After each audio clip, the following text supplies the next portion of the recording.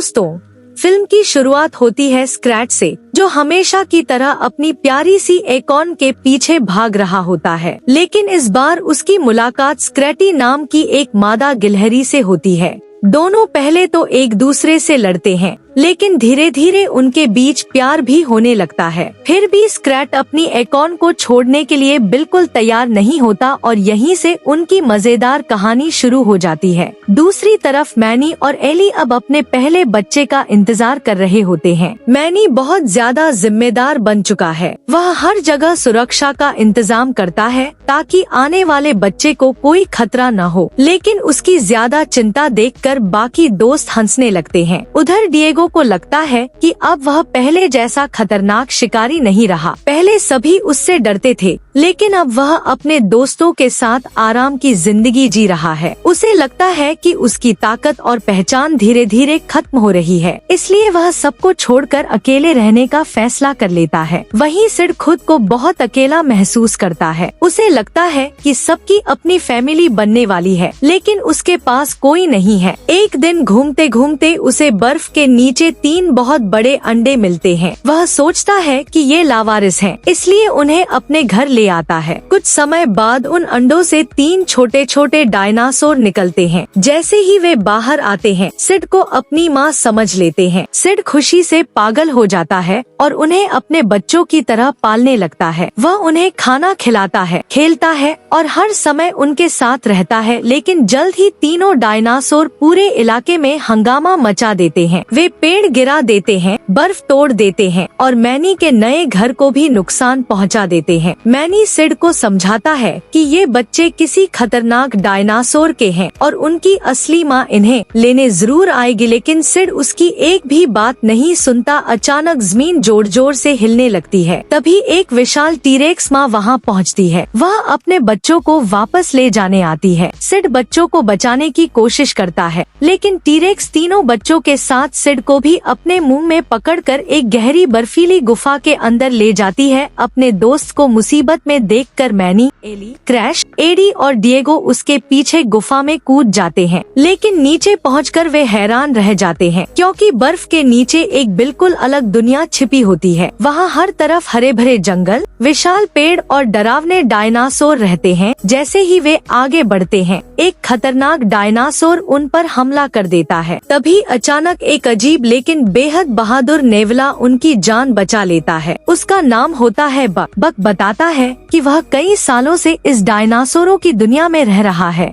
और यहाँ का सबसे खतरनाक शिकारी है विशाल सफेद डायनासोर रूडी। बक कहता है कि अगर सिड को बचाना है तो उन्हें उसके साथ इस खतरनाक दुनिया के अंदर जाना होगा। बक की मदद से मैनी, डिएगो, क्रैश और एडी डायनासोरों की दुनिया के अंदर सिड को खोजने निकल पड़ते हैं। रास्ते में उन्हें विशाल मांसाहारी डायनासोर, खतरनाक जंगल और कई जानलेवा गुफाओं से होकर गुजरना पड़ता है। लेकिन बक हर रास्ते को अच्छी तरह जानता है, इसलिए वह अपनी चालाकी से सबको सुरक्षित आगे बढ़ाता है। उधर सिड धीरे धीरे टीरेक्स माँ और उसके 3 बच्चों के साथ घुल मिल जाता है। अब वे उसे दुश्मन नहीं बल्कि परिवार का हिस्सा मानने लगते हैं। सिड भी बच्चों की देखभाल करता रहता है और उन्हें छोड़कर वापस नहीं जाना चाहता। इसी दौरान एली को अचानक प्रसव पीड़ा शुरू हो जाती है। मैनी बहुत घबरा जाता है और जल्दी से एक सुरक्षित जगह ढूंढता है। वह हर हाल में एली और अपने होने वाले बच्चे को सुरक्षित रखना चाहता है। दूसरी तरफ बक और बाकी सभी आखिरकार सिड तक पहुंच जाते हैं, लेकिन तभी उनका सामना इस दुनिया के सबसे खतरनाक शिकारी रूडी से हो जाता है। यह विशाल सफेद डायनासोर इतना ताकतवर होता है कि उसे देखकर बड़े बड़े शिकारी भी डर जाते हैं। रूडी सब पर हमला कर देता है। अपनी जान बचाने के लिए सभी अलग अलग दिशाओं में भागते हैं। डिएगो पहली बार अपने पुराने बहादुर रूप में लौटता है और अपने दोस्तों को बचाने के लिए रूडी का सामना करता है। उसकी बहादुरी देखकर मैनी को भी अपने दोस्त पर गर्व होता है। इसी बीच एली एक प्यारी सी बच्ची को जन्म देती है। मैनी खुशी से भावुक हो जाता है और अपनी बेटी का नाम पीचेस रखता है। अब उसे एहसास होता है